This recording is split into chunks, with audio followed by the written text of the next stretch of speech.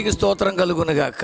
ప్రియులరా, మంచిది. మరొక శ్రేష్టమైనటువంటి వాక్యము ద్వారా మన ఆత్మీయ జీవితాన్ని మనం బలపరుచుకుందాం. నమ్ముకున్నటువంటి దేవుడు అన్యాయస్తుడు కాడు. ఎందుకంటున్నానంటే, నీవు వెంబడిస్తున్నటువంటి దేవుడు నీకు అన్ని విషయాల్లోనూ అన్ని సమయాల్లోనూ ఆదరణతో పాటు ధైర్యాన్ని ఇచ్చి బలపరచగలడు. ఇశ్రాయేలు జనాంగం మరి ఐగుప్తు దాసత్వంలోకి వెళ్ళిపోవలసిన పరిస్థితులు తెచ్చుకున్నారు. మొత్తానికి వారు ఆ దాసత్వంలో ఉండగా దేవుడు మోషేను వారికి ఒక నాయకుడిగా నియమించుకున్నాడు. నిర్గమకాండం 3వ అధ్యాయంలో మోషే గారు మనకు అక్కడ ఒక అద్భుతమైన వ్యక్తిగా కనిపిస్తారు. ఎందుకంటే దేవుడు మోషేను తన పని కొరకు పిలుచుకున్నటువంటి అధ్యాయం అది.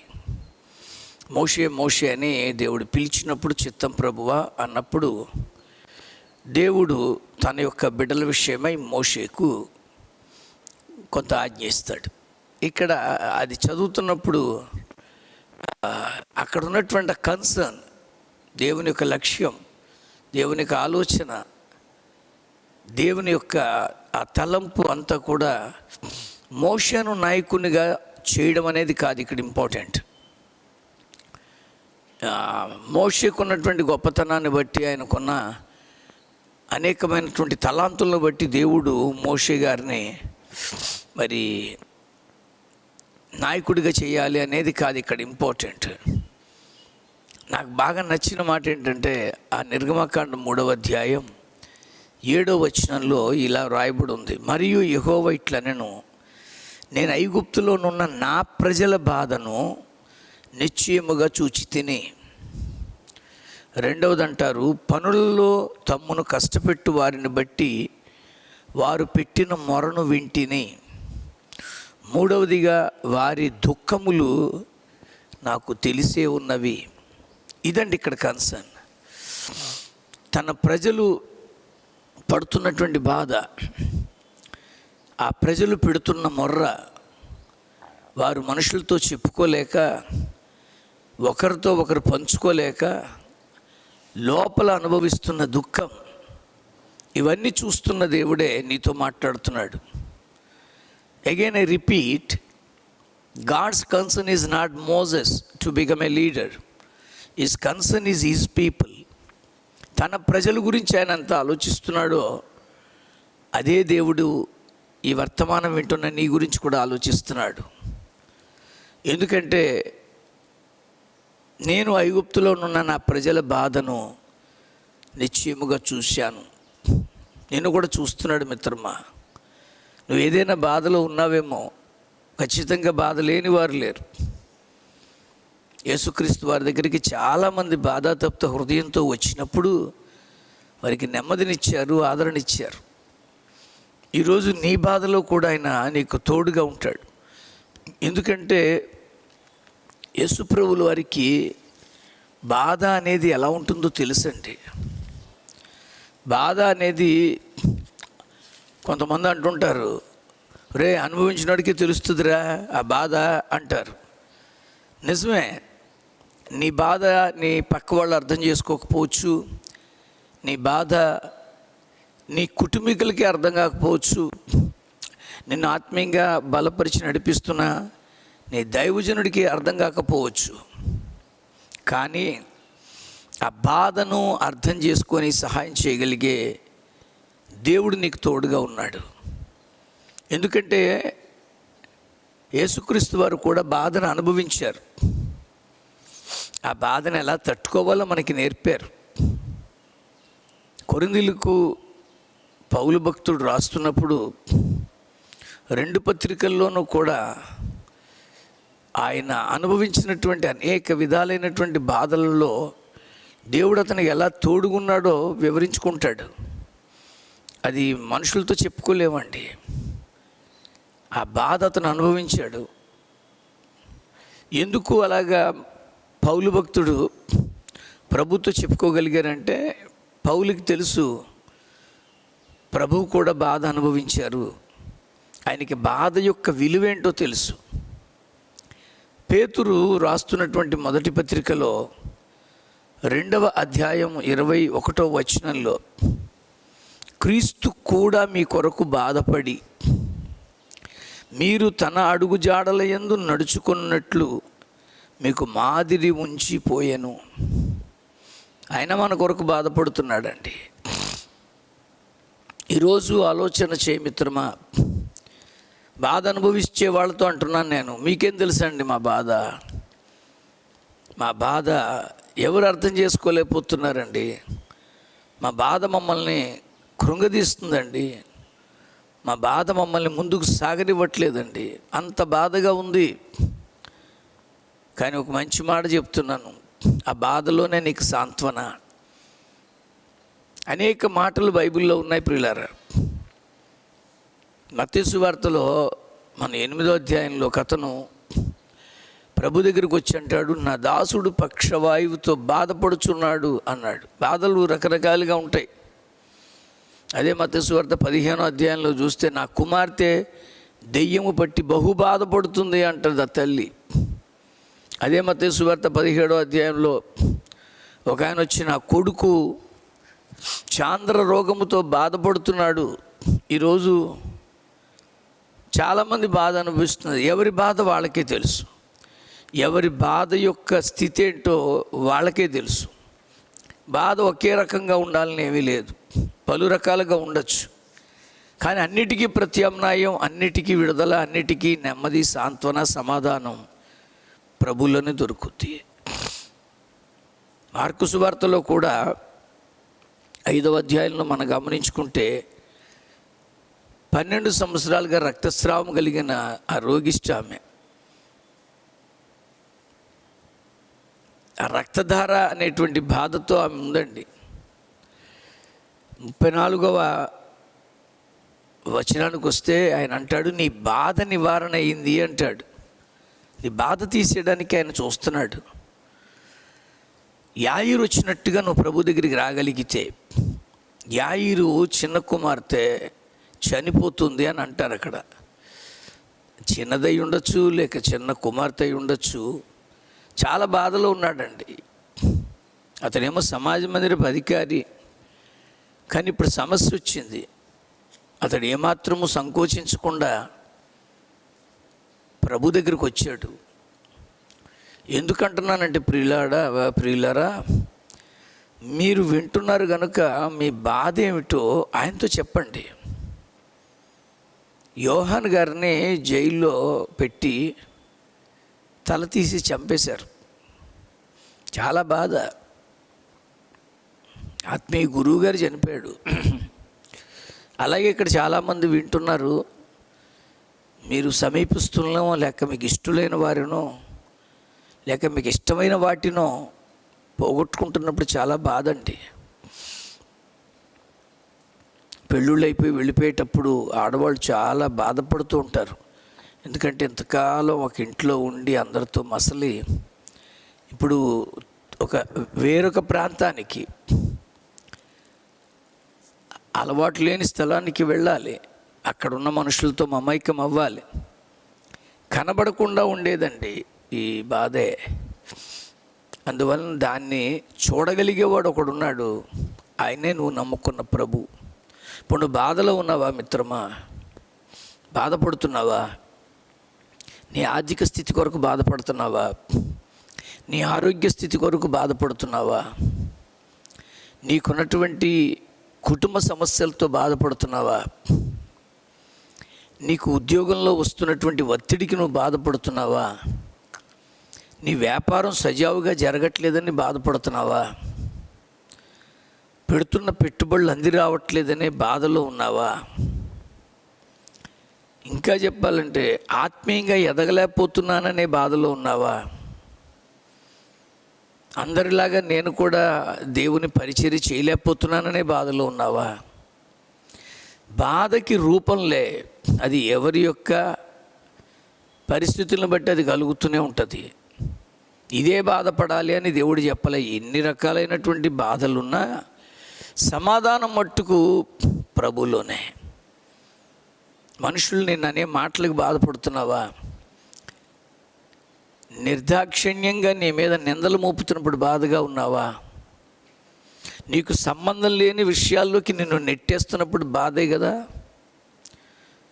అలాంటి పరిస్థితుల్లో నువ్వు చేస్తున్న భక్తిని వెట్టకారంగా మాట్లాడేవాళ్ళు, నువ్వు వెంబడిస్తున్నటువంటి ప్రభు మార్గాన్ని ఎగతాళిగా మాట్లాడేవాళ్ళు, ఈరోజు ఆ నమ్ముకున్న ప్రభు విషయంలో మోసం చేస్తూ మీ భక్తిని తప్పు మార్గంలోకి నడిపించేవాడు, ఇలాగా ఎన్నో రీతులుగా సమస్య రూపం కనపడచ్చు. కానీ పరిష్కారం మట్టుకు ప్రభువే. ఓ మోషే, నేను నా ప్రజలు పడుతున్న బాధను చూస్తున్నాను అన్నాడు. అదే ప్రభు ఈ వాక్యం వింటున్న నిన్ను కూడా చూస్తున్నాడు. నో వరీస్, బాధపడకు. ఒకవేళ నీకు బాధ కలిగినా ఆ బాధ అంతా చూస్తున్న దేవుడి దగ్గరికి వచ్చి చెప్పు, అయ్యా నాకు ఈ విషయంలో చాలా బాధగా ఉంది, నేను ఎందుకో ఇక్కడ ఫెయిల్ అవుతున్నాను, చాలా ప్రయత్నం చేస్తున్నాను కానీ సాధించలేకపోతున్నాను. మంచి మాట చెప్తున్నాను ప్రియులారా, నీ బాధను ఎప్పుడైతే నువ్వు వ్యక్తపరుస్తావో, నీ బాధను ఎప్పుడైతే నువ్వు దేవునితో చెప్పుకోవడానికి ఇష్టపడతావో, నేను ఇందాక చెప్పినట్లుగా అనేకమైన 4 సువార్తల్లోనూ యేసు చేసిన ప్రతి అద్భుతం వెనక బాధ ఉందండి. ప్రతి మేలు వెనక బాధ ఉంది. కానీ ఆ బాధ నువ్వు చెప్పుకోవడంలోనే ఉంది. నేను బాధ అనుభవించుకుంటూ ఇలాగే ఉండిపోతాను అనుకుంటే ఏమీ చేయలేం. కానీ ఆ బాధను నువ్వు చెప్పుకో. ఈ విషయంలో నాకు మనుషులతో చెప్పబాక. మనుషులతో చెప్పుకున్నప్పుడు నీ బాధకు నువ్వు పడేంత విలువ, నువ్వు ఇచ్చేంత ప్రయారిటీ అవతల వాళ్ళు ఇవ్వాలని ఏమీ లేదు. ఎలవా పెద్ద చిన్న విషయానికి బాధపడిపోతున్నావు అని అనేస్తాడు. అది వాళ్ళకి చిన్న విషయంగానే ఉండొచ్చు, కానీ అది నిన్ను చాలా కృంగదీస్తుందేమో. ఇది చిన్న బాధ అయినా దాన్ని పట్టించుకునేవాడు ఒకడున్నాడు, ఆయనే ప్రభు. మనుషులు సులభంగా మాట్లాడేస్తారు. ఈ మాత్రం దానికి బాధపడిపోవాలా, ఎంత చిన్న విషయానికి బాధపడిపోవాలా? నీ చిన్న మనసుకి అది బాధగా అనిపించిందేమో. నీ యొక్క గుప్పెడు గుండెకి అది బాధగా అనిపించిందేమో. ఆ బాధను చూడగలిగేవాడే ప్రభు అండి. అయితే ఈ మాత్రం చిన్నదానికని మనుషులు అంటారు, కానీ ఆయన నువ్వు పడే బాధకి, ఆ బాధని బట్టి నువ్వు ఆ బాధకి ఇచ్చే విలువను చూస్తున్నాడు ఆయన. అందుకనే ప్రియులారా, మంచి మాట అంటాడు మోషేతో, మోషే నా ప్రజలు పడుతున్న బాధను నేను చూస్తున్నాను. ఎంత ఆదరణ మాటలంటే అవి. ఆయన అంటున్నటువంటి ఆ మాట, ఐగుప్తులోనున్న నా ప్రజల బాధను నిశ్చయముగా చూస్తున్నాను. No doubt. నువ్వు బాధపడుతున్నప్పుడు నీ ఇంట్లో వాళ్ళు చూడకపోవచ్చు, నువ్వు బాధపడుతున్నప్పుడు నీ పై అధికారులు చూడకపోవచ్చు, నువ్వు బాధపడుతున్నప్పుడు నీ భార్యో భర్తో పిల్లలో తల్లిదండ్రులో లేక ఎక్కడగా ఏ ప్రాంతంలో నువ్వు బాధపడుతున్నా చూసేవాళ్ళు లేకపోవచ్చు. కానీ నిశ్చయముగా చూసేవారు కూడా ఉన్నారు, ఆయనే నువ్వు నమ్ముకున్న ప్రభు. కనుక ఆ బాధను తొలగించి నెమ్మది ఇవ్వబోతున్నాడు. ఆ బాధను తీసేస్తాడు.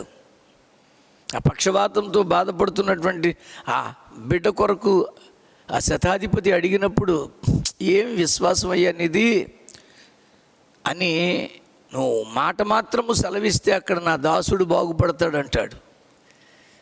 ఆ విశ్వాసానికి పొంగిపోయిన ప్రభు ఆ బిడ్డను బాగు చేశాడు. ఎక్కడో ఉన్నాడు, కానీ ఇక్కడ ప్రభు సంకల్పించారు, అక్కడ కార్యం జరిగింది. నువ్వు ఎక్కడో ఉన్నాను అనుకుంటున్నావు, కానీ ప్రభు సంకల్పించబోతున్నాడు, నీ బాధ నివారణ అయిపోతుంది. అమ్మా నీ బాధ నివారణ అయ్యింది అన్నాడు. 12 సంవత్సరాల బాధ అది. 12 సంవత్సరాల నుంచి యాతన నువ్వు కూడా అనుభవిస్తున్నావేమో. ప్రభు దగ్గరికి వచ్చి చెప్పు. అక్కడ నాకు చాలా నచ్చిన మాట ఏంటంటే, ఆ మార్క్ 5లో నేను వస్త్రపు చెంగును ముట్టుకొనిన ఎడల బాగుపడుదును అని అనుకొని అని ఉంటుందండి. మనం అనుకుందాం, నా బాధ నివృత్తి చేసి నన్ను బాగు చేస్తాడు అని అనుకో. నీ బాధను తీసేసేవాడు ఆయన. రెండో మాట అంటాడు ఆయన, పనులలో తమ్మును కష్టపెట్టు వారిని బట్టి వారు పెట్టిన మొరను వింటిని. నీ మొర వింటాడమ్మా. అయ్యా, ఎవరితోనూ చెప్పుకోలేక నువ్వు ఒంటరిగా ఏడుస్తున్న సందర్భాలు జ్ఞాపకం చేసుకో. ఎవరితోనూ చెప్పుకోలేక నువ్వు కన్నీటితో చేస్తున్న ఆ మొర్రను వినే దేవుడండి ఆయన. గట్టిగా కేకలు పెట్టేసి హాగరు ప్రార్థన ఏమి చేయలే. కన్నీటితో చచ్చిపోతున్న బిడ్డ కొరకు మౌనంగా రోధిస్తున్నటువంటి ఆ కన్నీటికి విలువిచ్చాడు. నీటి బొగ్గను తెప్పించాడు, చూశాడండి. అందుకనే ఆవిడ చూచుచున్న దేవుడవు అనేటువంటి ఒక మాట అనగలిగింది. అన్న ప్రార్థన చేసుకుంటుందండి. ముందు కొంత బాధలోనే ఉంది. తన తోటికోడలు దీవెనకరంగా మారింది. తన భర్త ఆమెకే బిడ్డల్ని ఇచ్చాడు, నాకు ఇవ్వలేదు. ఇలాంటి బాధలు ఆవిడ ముందుంది. కానీ ఆ బాధ యొక్క మార్పు దేవుని యొక్క గొప్ప వ్యక్తిని లోకానికి అందించడానికి సహాయపడింది. అదే అన్న మళ్ళీ దేవుడి మందిరానికి వచ్చినప్పుడు బహు దుఃఖాక్రాంతురాలై వచ్చి అని ఉంటుందండి. అది నాకు చాలా ఇష్టమైన మాటలు.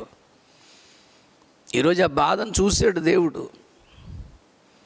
ఆ బాధలో ఆమె పెడుతున్న మౌన రోదన, ఆ హన్నా వచ్చి బయటికి శబ్దాలు ఏమీ రావట్లే, ఆ నోరు కదుపుకుంటూ చేస్తున్న ప్రార్థనకి అక్కడ ఉన్నటువంటి యాజకుడికి అర్థం కాలే, ఈవిడేమన్నా మద్యం తాగేసిందా, అలాగా నోటుకొచ్చినట్టుగా ఏదో మాట్లాడేసుకుంటుంది అని అనుకుంటున్నాడు. కానీ ఆమె అక్కడ తన బాధను వ్యక్తపరుస్తుంది.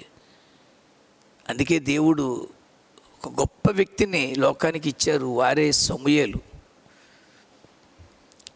ఆ సమూయేలుకు ఉన్నటువంటి ఈ 3 గొప్పతనాలు ఈ ముగ్గురులోనూ ఎవరికి ఉండవండి. ఒకటి ఆయన యాజకుడు, రెండవది ఆయన ప్రవక్త, మూడవది ఆయన న్యాయాధిపతి. ఏ న్యాయాధిపతి ప్రవక్త కాలేదు, యాజకుడు అవ్వలే. ఏ ప్రవక్త యాజకుడు అవ్వలేదు, న్యాయాధిపతి అవ్వలే. ఏ యాజకుడు ప్రవక్త అవ్వలేదు, న్యాయాధిపతి అవ్వలే. ఇలాంటి 3 శ్రేష్టమైన లక్షణాలు ఒకే వ్యక్తిలో ఉన్నాయి. ఆయనే సమూయేలు.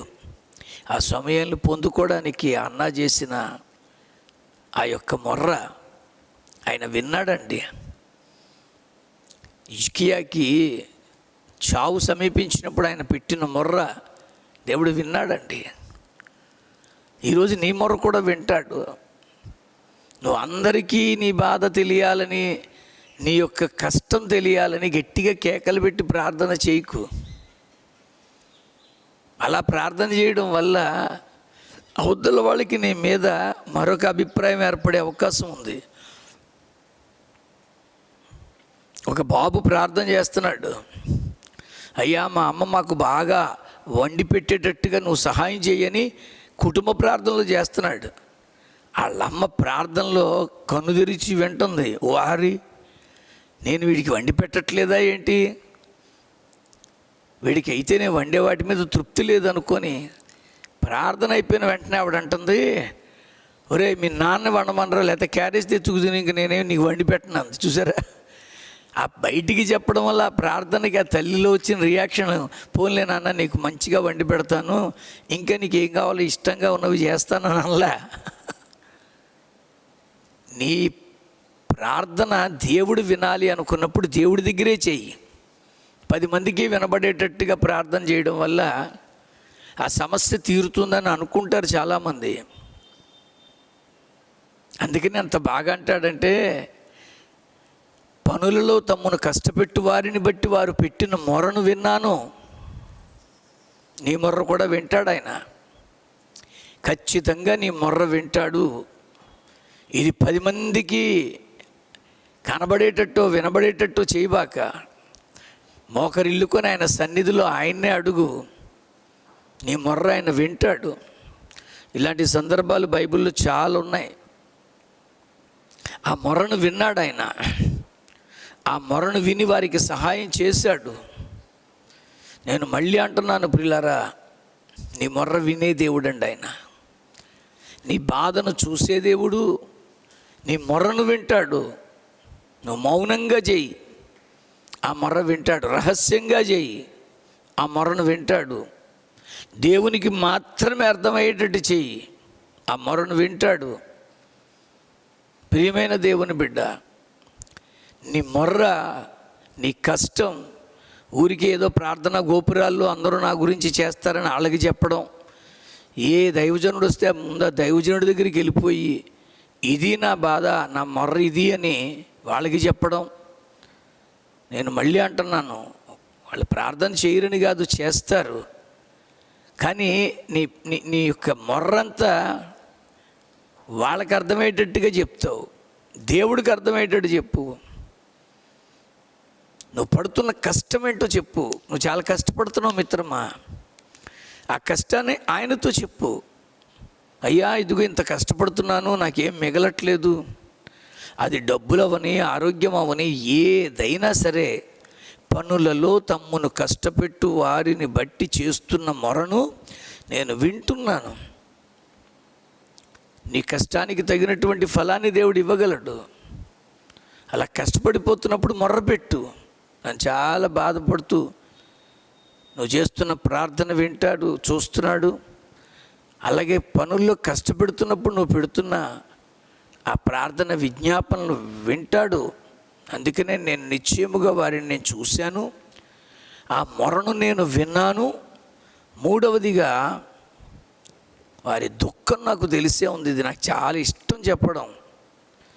ఈ దుఃఖము అనేది కనబడేది కాదండి. ప్రార్థన వినబడుతుంది, లేక ఆ బాధను బట్టి మనం కన్నీరు గార్చినా ఏడ్చినా కనబడుతుంది. కానీ దుఃఖము, అందుకనే అక్కడ అంటాడు బహు దుఃఖాక్రాంతురాలై. అంతకుముందు ఏడ్చిందండి ఇదే హన్న. రెండోసారి వచ్చినప్పుడు దుఃఖంతో వచ్చింది, దుఃఖముక్కులై. అందుకనే యోవేలు అంటాడండి, ఎప్పటికైనా మీరు ఉపవాసం ఉండి కన్నీరు విడుస్తూ దుఃఖముతో, మనుషులతో చెప్పుకునేది కాదండి, ఇక్కడ అనుభవించేది ఆ దుఃఖం. ఆ దుఃఖానికి ప్రతిగా ఆయన గొప్ప ఉత్సాహంతో ఉల్లాసంతో ఉండే స్థితిని ఇవ్వబోతున్నాడండి. ఆ దుఃఖమునకు ప్రతిగా పూదండనిస్తాడంట, ఉల్లాస వస్త్రాన్ని ఇస్తానంటున్నాడు. మీ దుఃఖము నాకు తెలిసే ఉన్నది. నువ్వు దుఃఖంలో ఉన్నావా మిత్రమా? ఆ దుఃఖానికి దేవుడు మేలు చేయబోతున్నాడు. ఈ దుఃఖము అనేది ఈ లోపలుండేది. మరియా మార్త ఇద్దరూ తమ సహోదరుడైన లాజరును పోగొట్టుకున్నారు. మార్త అయినా కాస్త మాట్లాడినట్టు కనిపిస్తుంది, కానీ మరియ చాలా దుఃఖంలో ఉందండి. పైకి ఏమీ మాట్లాడలేదు. యేసయ్యను చూసింది, దుఃఖంతోనే దగ్గరకు వచ్చింది. యేసయ్య అన్నారు, అమ్మా ఎక్కడరా సమాధి చేశారు, నన్ను అక్కడికి తీసుకెళ్ళు అంటాడు. అప్పటికి మరీ ఎక్కువ మాట్లాడుతుందండి. ఎందుకు బాబు ఇప్పుడు అక్కడికి, చచ్చిపోయిన మా తమ్ముడు వాసన కొడుతూ ఉంటాడు. కానీ దుఃఖంతో మరియ లోపల అనుకుంటుంది, నువ్వే ఆ రోజు ఉండుంటే తమ్ముడు బాగుపడేవాడేమో, ఇప్పుడు ఏం జరగబోతుంది అనేది ఆ దుఃఖంతోనే వెళ్ళింది.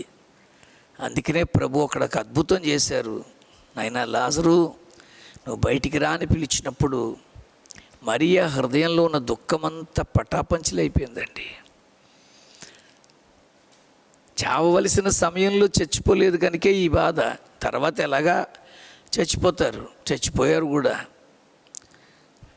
నీ యొక్క దుఃఖాన్ని చూస్తున్నాయన, నీ దుఃఖం ఆయనకి తెలుసండి. ఆయనకి దుఃఖం ఏంటో అర్థమైంది, ఆయనకి బాధ ఏంటో తెలుసు, ఆయనకి మొర్రేంటో తెలుసు, ఆయనకి దుఃఖం ఏంటో తెలుసు. అందుకని అంటాడండి, బహు దుఃఖాక్రాంతుడగుటకు ఆయన ప్రార్థన చేసుకోవడానికి వెళ్ళాడండి. ఈరోజు ప్రియమైన దేవుని బిడ్డలారా, నో వరీస్. మళ్ళీ ఒక్కసారి అంటున్నాను, నేను ఐగుప్తులోనున్న నా ప్రజల బాధను నిశ్చయముగా చూశాను. ఆయన ప్రజల్లో నువ్వు నేను ఉన్నాం. మన బాధను ఆయన నిశ్చయముగా చూస్తున్నాడు. రెండవదిగా, పనుల్లో తమను కష్టపెట్టు వారిని బట్టి వారు పెట్టిన మొరను విన్నాను. నువ్వు ఈరోజు కష్టపడుతున్నావు, ఆ కష్టంలో నువ్వు పెట్టే ప్రతి మొరకు సమాధానం ఇవ్వడానికి ఆయన వింటున్నాడు. మూడవదిగా, వారి దుఃఖము నాకు తెలిసే ఉన్నది. మనుషులతో చెప్పుకోలేక లోపలే మదనపడుతున్నావా? గొప్ప విడుదల, నెమ్మది నా దేవుడు నీకు ఇవ్వబోతున్నాడు. కనుక నమ్మకంగా ఉండు, యథార్థంగా ఉండు, నీతిగా ఉండు. దేవుడి దగ్గర నువ్వు పెట్టే ప్రతి మొర్ర వింటాడు. నీ బాధను చూస్తూ నీకు సమాధానం ఇస్తాడు.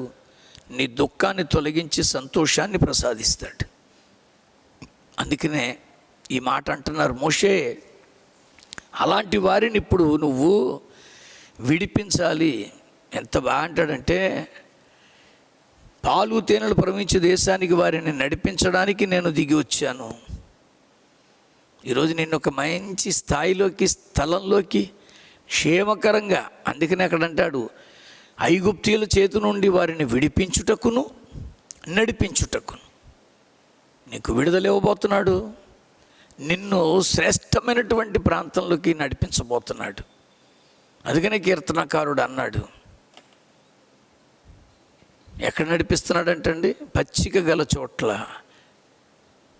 ఆయన నన్ను నడిపిస్తాడు. జల ప్రవాహములు ఉన్న స్థలంలోకి నన్ను ఆయన తీసుకెళ్ళి సేద తీరుస్తాడు. వాక్యం వింటున్నటువంటి ప్రియ స్నేహిత, ఈ 3 మాటలు జ్ఞాపకం చేసుకో. ఒకటి, నీ బాధను నిశ్చయముగా ఆయన చూస్తున్నాడు. నువ్వు పెట్టే ప్రతి మొరను ఆయన వింటున్నాడు. నీ హృదయం లోపల నువ్వు పడుతున్నటువంటి ఆ దుఃఖాన్ని ఆయనకి తెలిసే ఉందని ఆయన చెప్తున్నాడు. కనుక నువ్వు ధైర్యంగా ఆయన దగ్గర, కృపాసనం దగ్గరకు వచ్చి ఆయన అనుగ్రహించబోయే ఆ శ్రేష్ఠ స్థలానికి నడిపించబడి దీవెనకరంగా ముందుకు సాగునట్లుగా నీకు సహాయం చేయనుగాక. పరిశుద్ధుడైన దేవా, ఇదిగో నాయన, నా ప్రజలైనటువంటి ఇశ్రాయేలీలు వారు పడుతున్న బాధను నిశ్చయముగా చూశాను. పనులను బట్టి, తమను కష్టపెడుతున్న వారిని బట్టి చేస్తున్న మొరను విన్నాను. వారి హృదయంలోని దుఃఖం నాకు తెలిసే ఉందని మాతో కూడా మాట్లాడినందుకు వందనాలు. మేము నీ బిడ్డలమే. మమ్మల్ని కూడా కనికరించి, దీవించి, ఆశీర్వించి శ్రేష్టమైన ప్రాంతానికి అన్నిటిలో నుంచి విడిపించి నడిపించమని ప్రార్థన చేసుకొని పొందుకుంటున్నాం పరమ తండ్రి. ఆమేన్. తండ్రి, కుమార, పరిశుద్ధాత్మ త్రియేక దేవుని సహాయ సంకల్పాలు ఎందరైతే అలాగునన్నిటి నుంచి విడిపించబడి నడిపించబడ్డానికి ఇష్టపడి అడుగులు వేస్తారో వారందరికీ సదా తోడే ఉండి నడిపించునుగాక. Amen. God bless you. Praise the lord.